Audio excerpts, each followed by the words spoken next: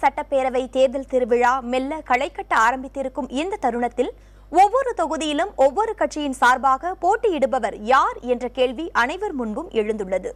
இந்த வகையில் விருத்தாச்சலம் சட்டப்பேரவை தொகுதியின் வேட்பாளர் யார் என ஒவ்வொரு கட்சி தொண்டர்களும் பேசிக் கொள்வதை பேசப்படும் பெயர்கள் என்ற பகுதியில் பதிவு செய்கிறது புதிய தலைமுறை. அதனை இப்போது பார்க்கலாம்.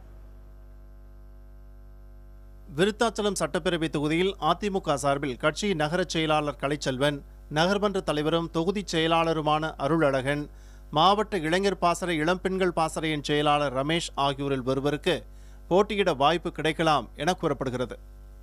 திமுக சார்பில் கடலூர் மண்டல போக்குவரத்து கழக தோமுசா பொதுச் செயலாளர் தங்க ஆனந்தன், முன்னாள் சட்டமன்ற உறுப்பினரும் தலைமை தீர்மான குழு செயலாளருமான குழந்தை தமிழரசன், கட்சியின் மாவட்ட பொருளாளர் பாவாடை கோவிந்தசாமி ஆகியோரில் ஒருவர் போட்டியிடக்கூடும் என பேசப்படுகிறது.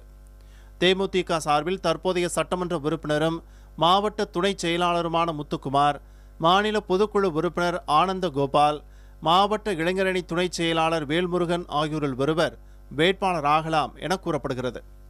பாட்டாளி மக்கள் கட்சி சார்பில் கட்சியின் மாநில சொத்து பாதுகாப்பு குழு தலைவர் டாக்டர் கோவிந்தசாமி, மாநில துணை பொதுச் செயலாளர் திருஞானம், மருத்துவரும் கட்சியின் உறுப்பினருமான டாக்டர் தமிழரசி ஆகியோரில் ஒருவர் வேட்பாளர் ஆகக்கூடும் என தொண்டர்கள் மத்தியில் பேசப்படுகிறது.